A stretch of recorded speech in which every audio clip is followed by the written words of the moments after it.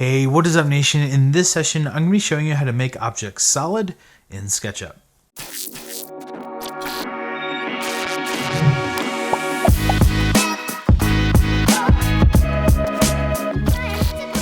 Alright, so I've imported a lug wrench from the 3D warehouse, and as you can see here, we have our lug wrench, and then I've also made a rectangular prism.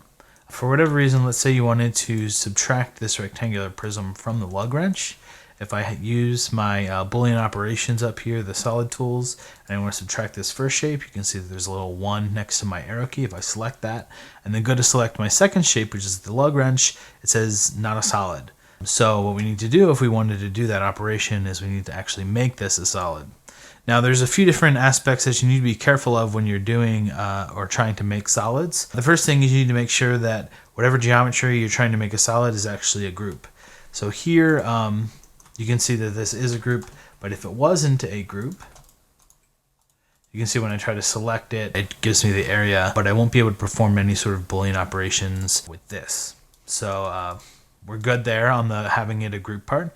The other thing that I just want to show you real quick, because we're going to sort of cheat to do this, as I've inspected this before going through the model, if I select this shape here and hit Control X to cut that to my copy, or to cut that to my clipboard, you can see that there's a line in here, probably because they took this shape here and they used the Follow Me tool to follow that shape along this angle here.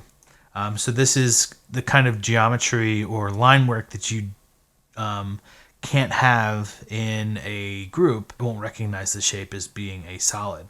So we need to get rid of instances like this. Also, you can see that this line up here is, I don't actually need it. It's not part of any face. So we need to get rid of stuff like that as well. We're going to do a really quick way to get rid of that. But if you don't have, and I'll show you that with a plugin, but if you don't have the plugin, you can always go through and manually sort of like check these kind of things. Especially if your geometry is really simple, you may not want to download a plugin, and you just might be able to do it by hand quicker. So the other thing that you need to make sure is there's no interior volumes or faces. So we talked about there being extra lines that aren't a part of actually the geometry. The other thing is if I click this and hit Control X again to copy to my clipboard, you can see that there is a face inside here. If I select both of those and delete, it allows me to see through there, and then I can put this little face that was there back by going to Edit, Paste, and Place. The quick way to do this is by using, if I come into this group and select all this stuff, if I go to Extensions, Cleanup, this is a plugin here. I think it's by TomTom.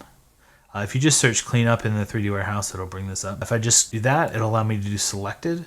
And then I just want to make sure that I'm merging coplanar faces and erasing stray edges. These other things are probably important to do too, just repairing your split edges. But I think for this, those are the ones that you really need to focus on. If I hit Cleanup,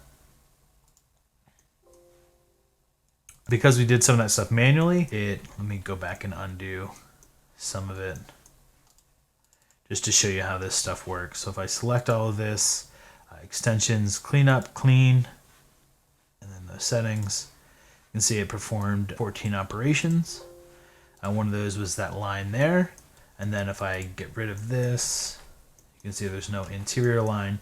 And then what we need to go through, let me just show you real quick. Let me make that other rectangular prism again.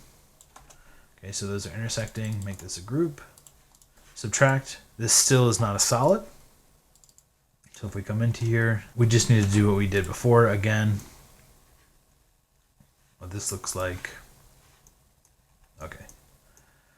So it looks good. Edit, paste, and place. Oh no. Okay. We can actually close off this shape by just drawing it. I unfortunately didn't have it copied correctly to my clipboard. Let's take this, Control X to copy, and then this has some interior geometry as well. We just want to delete those. Make sure that we can see all the way through. Okay. And then Edit, Paste, and Place to get that geometry back that we cut to our clipboard. Now if for whatever reason we want to subtract, if we select this, now that when we mouse over this group, we get the little number 2, and allows us to perform that Boolean operation. You can also check this if you click it, it'll say solid group. So if I draw an extra line in here, this just says group, and this says solid group, and it'll give the volume. So that's just another way to identify whether your group is a solid or not. Hopefully this helped. If you like this video, please don't forget to like, subscribe, and share this video with your friends. And as always, happy hacking.